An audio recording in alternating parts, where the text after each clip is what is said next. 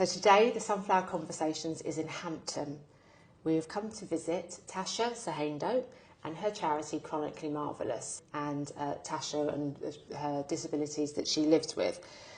So Tasha is the founder of the charity, but she's also, last year, I think it was last year, we were the winner of a local community award. So we'll find out, you know, what are the attributes really that contributed to you being nominated and winning this award. So charities really are the caring arm of society and our communities. They support individuals, they support families, but I want to know, who are the people behind these charities? We know very large charities, Oxfam, well, there must have been one individual behind that who's created that. So I think it would be really great to understand your motivations, what the aims and the objectives of what Chronically Marvellous are, and just to find out a little bit about your journey really, and why you set it up and who it's supporting. So thank you so much for inviting me and the community to your charity today. Thank you. So one of the things we need to obviously point out is that Tasha has a lot of health conditions which are chronic. Therefore, she is experiencing brain fog. So she's got notes. I have got my notes here as well. So Tasha's got her notes, but you know, there might be some pauses between answers, and that's just the reality of living with chronic health conditions and pain and everything else which goes along with it. So let's start off with our first question, which is, I know that you're wearing the sunflower, yes, and you have two of your children also wear the sunflower. So you're talking about lived experience, and you obviously value the purposefulness of the sunflower. But can you share with us today, what disabilities do you have? Okay, so I do have quite a few. I would say the main ones, I have systemic lupus, which is an autoimmune disease that basically attacks the healthy cells, tissues and organs, skin, literally any part of your body from head to toe. It's quite brutal, it's debilitating, and the majority of my days are actually spent in bed. I also have dilated cardiomyopathy, which led to heart failure, and so it means that my heart doesn't pump very well, and I get very breathless, short of breath, and on a good day I could probably, you know, take like maybe about, I don't know, up to 20 steps or something before having to stop and sit down, or I might need some oxygen. In the warmer weather it's quite difficult because I'm on a fluid restriction of 1.5 litres a day, so it's not a lot to drink.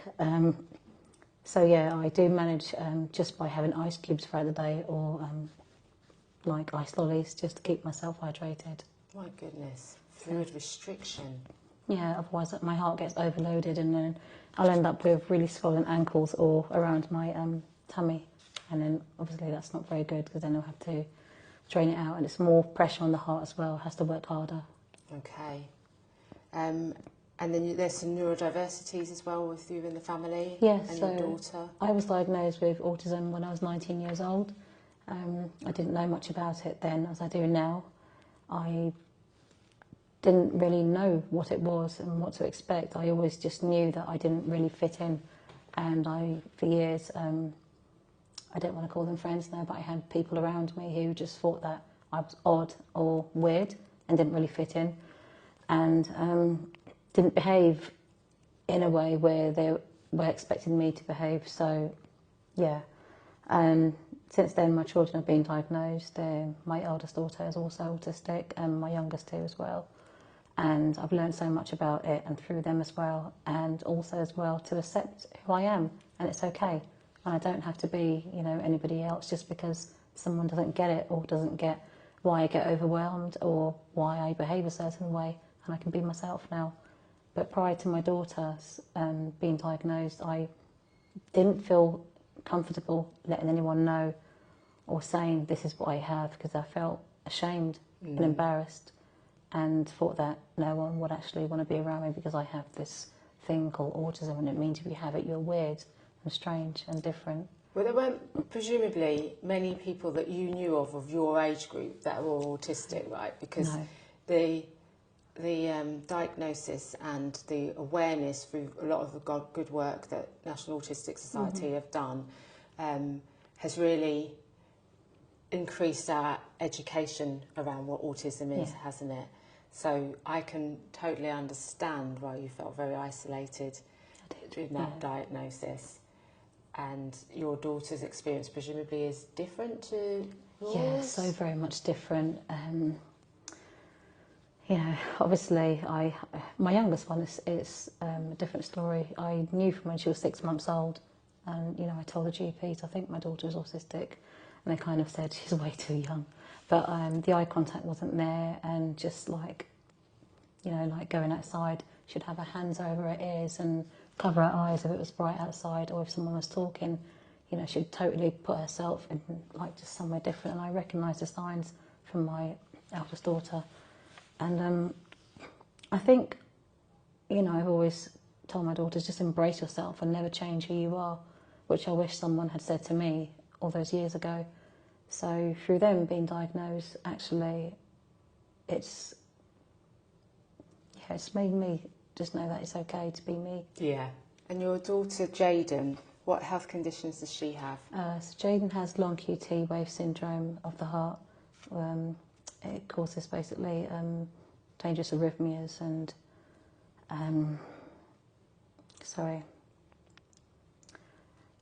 all the children have the gene, so it's a tough one.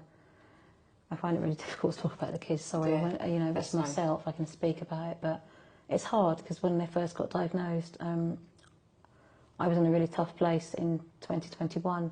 I was literally told that I had a few weeks to live, and then I got that phone call to say, "Oh, we've got the results back for your children. They have the gene, and we need to get them on beta blockers right away."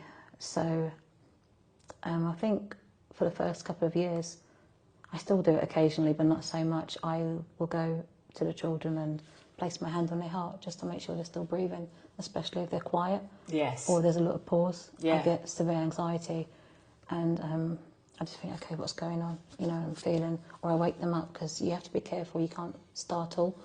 A loud noise can make them have a dangerous arrhythmia, which can cause a cardiac arrest, and you know, or it could just be getting too excited or doing strenuous activities. So every day is a stressful day as a mum. It is, managing and monitoring, and obviously as the children get older, then you're not with them all the time. So then it's like that helplessness in that sense. Yeah, definitely. So what are some of the challenges and barriers that you experience, you know, with your lupus, your heart condition, your neurodiversity, and you know, I guess that's going to lead us into why you created the charity. I will say that because they're invisible and you can't see it, there's been a lot of like judgment from people that don't really understand it. For instance, when I was wheelchair bound quite a lot for a number of years, I would get people looking at me and saying, "But I saw her walking yesterday," or "I saw her with a walking frame. Why is she now in a wheelchair?"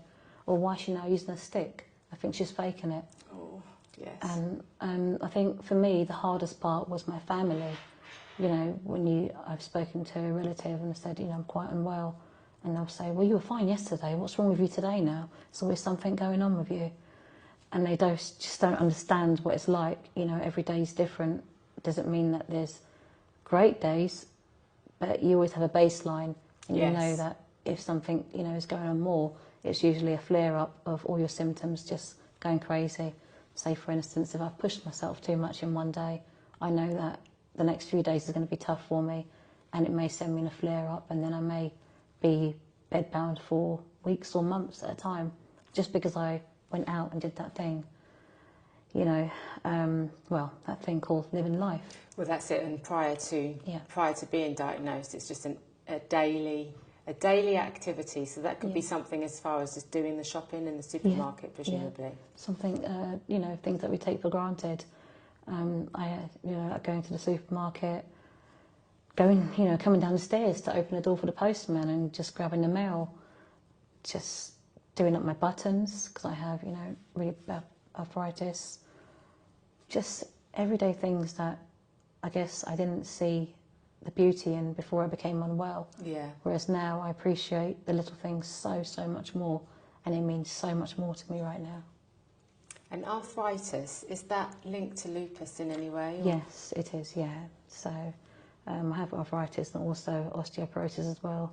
So I'm quite, you know, well, I have a condition called also as well, EDS, which is Ehlers-Danlos Syndrome. So I get a lot of dislocations and fractures and things as well, quite easily.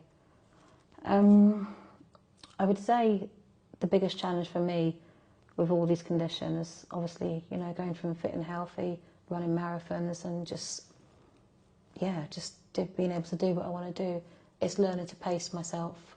I found that really challenging in a beginning way. And it was a little bit of denial as well, like, you know, no, I can still do this. And if I do it, that means that I'm not so bad and I'm going to do it because I can do it. And then pushing myself so much and then crashing and then actually doing more harm and becoming more unwell and then coming down with more diagnoses. Because that's the opposite, isn't it? Because an athlete, and that's obviously where your brain was. Yeah. You know, that's the mentality you have to have, isn't it? It's Yeah. push. You've got to keep on pushing to improve and get better and get faster and get stronger, get fitter. And this is a total switch. Yeah, it's a total switch from, you know, running, literally running mini marathons, short marathons, to literally only being able to take a few steps a day. It's cruel. Yes. But I'm going to get to why Chronically Marvellous was born. Yes, you are. So I was going to ask, what does, just to get a little bit more into like you, Yeah. What does a day in the life of Tasha look like in terms of looking after your family and coping, managing the symptoms? Okay, well, my time is spent in bed. I don't really leave my house much unless I have a medical appointment. Okay. So I do everything from bed, emails, calls, whatever needs doing. I'm just in bed, and I have like a little desk that I basically, it stands up and I can just put my laptop on there. I love cooking, so I haven't stopped cooking, and I have like a special chair that I sit on in the kitchen, so I'm at the right level of the counter, and I'll cook for the children. I'll do that in the morning, so I know that if I burn out or I do too much, then that's done, you know, so I haven't got to worry about that. But it is difficult, obviously, having also children who are autistic as well, and having to get her ready for school, and just everything else, feeding, toileting, literally everything, you know, so it's difficult, it's tough. I do have a carer that helps me out a huge amount, and also my older children, but they're not local to me, so that can be tough as well. A typical day would be like waking up. I'm a total insomniac. I don't get much sleep at all. Sometimes it's due to pain, or it's, you know, just due to, I don't know, like a load of symptoms or things going on through my mind. Yeah, so it would be to wake up, obviously, sort the children out, make sure they're ready for school, breakfast and things like that, and then sorting myself out. Usually by the time I've had a shower, I'm completely wiped out, and I'll need to have a little rest, recovery, like for that as well, before I can get up and do anything else. And then I'll prepare dinner. Sometimes I batch cook so that it's already there, you know, so we know what we're having for the next few days, because I don't know what the days are going to be like. And that's pretty much it. I just go with the flow. But me, as mum, I wear several masks. I have masks for the children, and then when they're at school, I can take it off and be in pain and, you know, have a cry and just be myself. But I tend to hide it from the younger ones a lot. Yeah. So, you know, they see me in the morning, I'm in agony, but I'm just like, you know, morning girls, come on, let's get ready. You will never know that I'm suffering or struggling so much, never. Yes. And then, you know, I see the time and it's like, okay, it's coming to 3 o'clock, pull yourself up, Dash. It's really tough. Showtime, and it's really hard. in a sense. Yeah, showtime, mask back on again. It's like, how was your day? You know, how's it going? Right, okay, we've got this for dinner. Come on in the kitchen, let's talk about your day, let's do this and do that. And helping with homework. Yeah, helping with homework, sitting down, but I like sitting at the table with the children because I found that we have a conversation. Yes. And it's one of my highlights of the day, because we come together then. After that, it's like homework and everyone's in their bedroom, and you know, I've got teenagers, and yeah, so it's like, yeah, that's our little time together. I think the dinner table is the thing that can hold a family together. Yeah, definitely. The kitchen. Yeah. Growing up as well, for me, the kitchen was the place to be. It's where everyone is just happy, music, cooking, and everyone's together. You are listening to the Sunflower Conversations. Remember to hit subscribe. So what made you decide to set up Chronically Marvellous? Okay, to cut a long story short, I was very unwell in 2021, and I was told that basically if you're here in a few weeks, it's going to be a miracle. And I had a conversation with one of my GPs. They're very good at my GP service, and basically I said, you know, like, am I ever going to get better?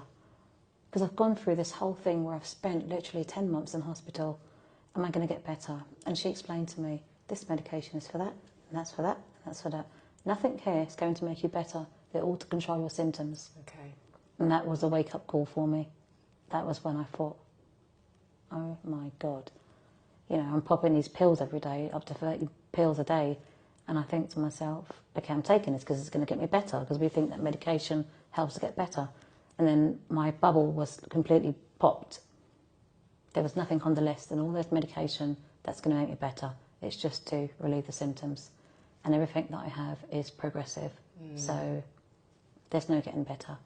So I reevaluated things, and I thought to myself, well, you've always wanted, you're always in a helping capacity, and you love helping people, and that's what I do best. You know, I train as a counsellor, I train as a nurse. It's where my heart belongs, you know, helping other people. So I thought, what actually is stopping me?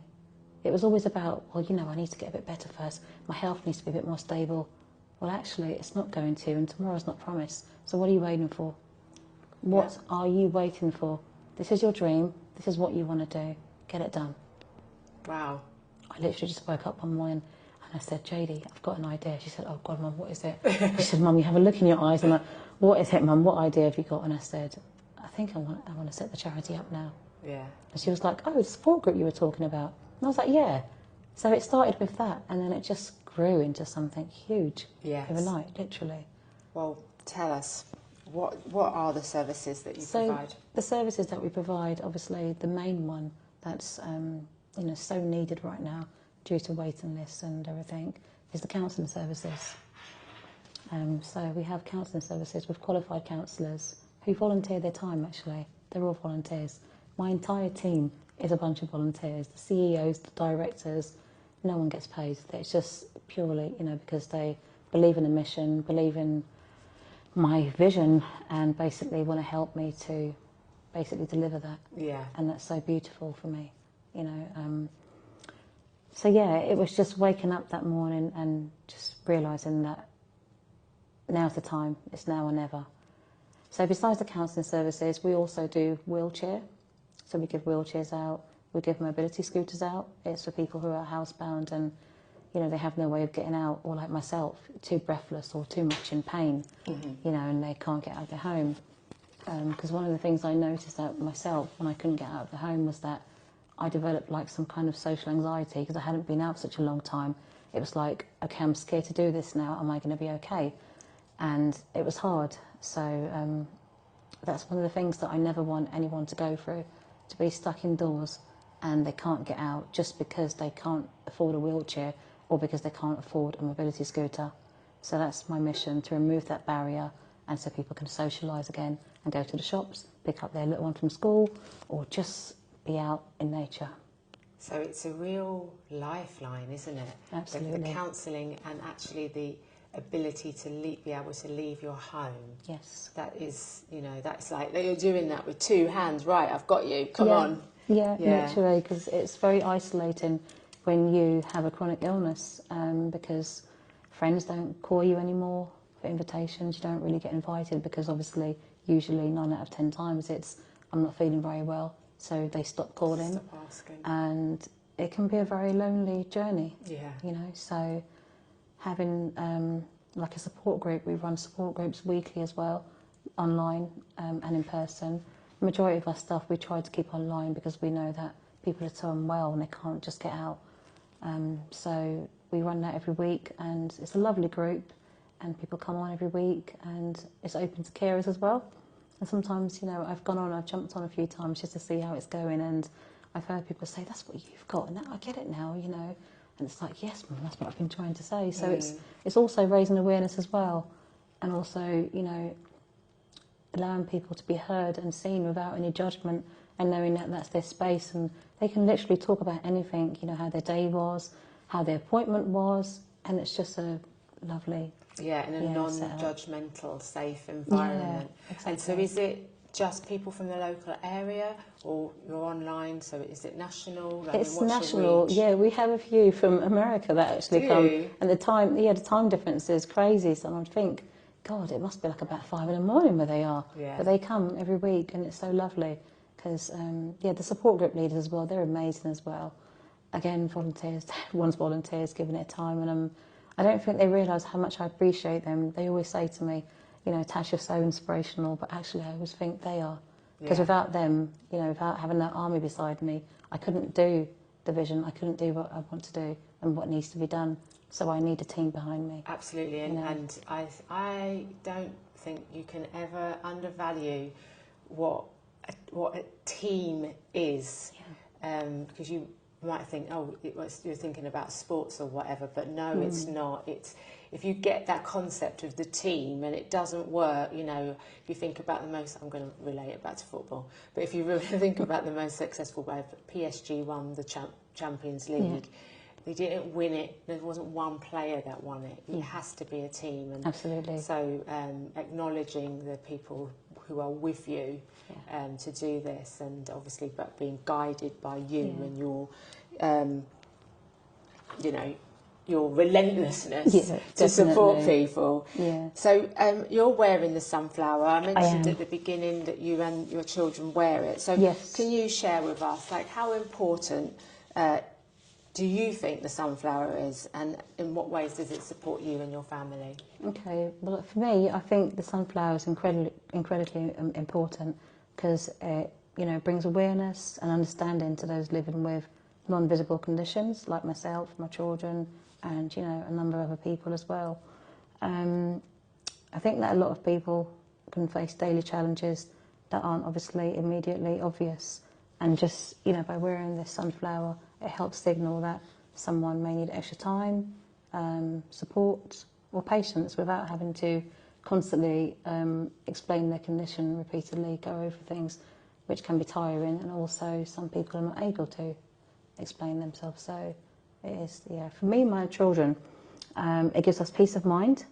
I find that mostly in the busy supermarkets, busy places, public spaces, I think people treat you with a little bit more kindness, because everybody knows what this is now. I haven't been anywhere where someone's not recognised it. That's brilliant. That's great to hear. Good news. So I would say that it helps you feel seen and supported as well, and it also, again, like I said, it reduces the stress of having to justify a disability that others can't see.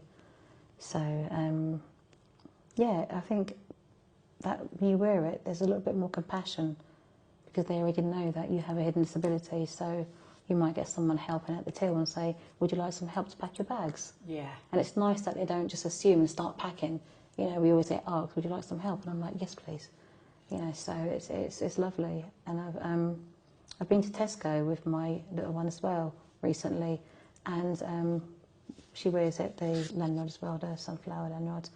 And we were given a box, and it basically had ear defenders, it had a fidget toys, and a few other things as well, so to make the shopping experience a little bit more pleasant and, you know, tolerable. And is that a rental? And that's you new. hand it in at the... You hand it back when you finish, but it's just there, and you can ask for it. So that's just like, you know, if all supermarkets can adopt that, that would be amazing. Yeah, because that made a huge difference. Yeah, I mean, I think we've all had that experience when we've been in the supermarket and seen a child really struggling with that environment.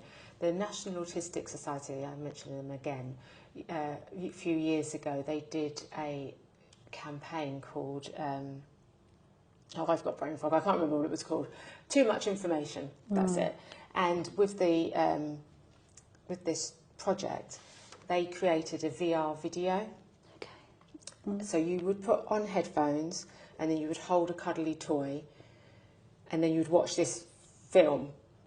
So you were basically the child in the film. Wow. And the child goes into a shopping centre with his parent, and you're seeing the shopping centre through the eyes of the child who is I've autistic. seen it. You've seen I know it? exactly what you're talking about. And it Yeah. actually can make you so overstimulated that you end up taking the headphones off because it's so intense. So that was great, and that was a long time ago. So I'm really glad and delighted to know that Tesco's are doing this. They're incorporating the sunflower lanyard in that bag as well, aren't they? Yes, they are.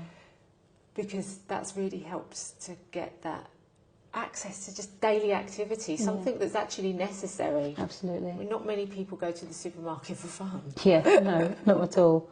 But yeah, I remember watching that video, and I remember, you know, like bawling my eyes out. Yes. You can literally hear everything, the photo booths flashing, Yes. the lights, and a little thing dropping on the floor, the smells of the perfume shop, and it was just too much. Yeah. And sometimes people might look and think, oh God, that child's out of order and, you know, has no manners, and they have no idea. Perhaps maybe that should be an advert Yes. Yeah. on primetime TV. Oh, yeah. It might raise a lot of awareness. Definitely, definitely. Yeah. Do you have any little pearls of wisdom for, you know, if you were to be able to go back in time to say to Tasha, young Tasha, you know, what would your advice be, rather? I'm not actually going to say what the advice would be because I'm not you, so I don't know. But what would you... Before I became unwell? Yeah, you know, sort of in terms of that, the road that you've had to go down, and I would say it's not a road, it's a mountain you've had to climb and continue to climb, and the feeling of isolation, the total worry about, you know, the chronic health conditions. So you've got autism, then, which is not a chronic health condition, of course, but what I'm talking about is lupus and the arthritis and your heart condition. This is presumably where the charity is set up. So, you know, if there's somebody who's starting on that health journey, you know, in terms of like being kind to yourself, like what advice would you have?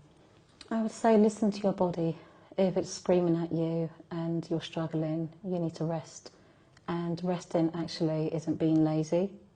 It's needed for recovery and also to enable you to have better days. Don't push yourself, always listen to your body.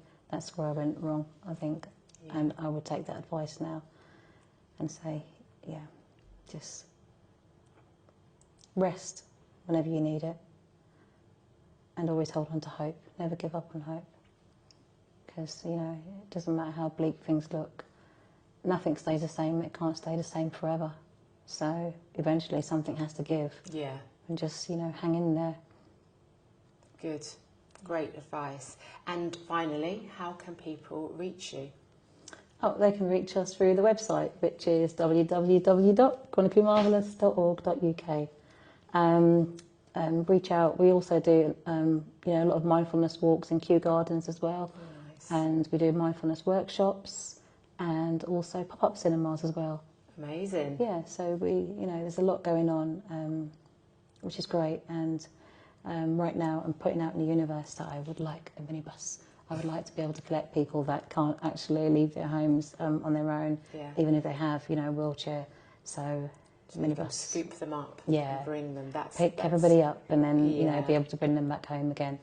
That's, I think like, that's something I'm really dreaming of right now and working on. And you're on social media, aren't you? You've got an Instagram account, and that's Chronically Marvellous as well. That's right. Well, Tasha, thank you. Thank you. I know that it was a big effort for you to get here today and not be working from your bed. Yeah. And so I just want to thank you for everything that you're doing. Thank you. And for sharing it with, you know, everybody so that they can understand what it takes to set up a charity, also get an insight to what it's like to live with chronic illness. The 20 paces, that's, you know, that's hard. So thanks very much. Thank you very much. Thanks for making me feel very welcome. Thank you. You're welcome.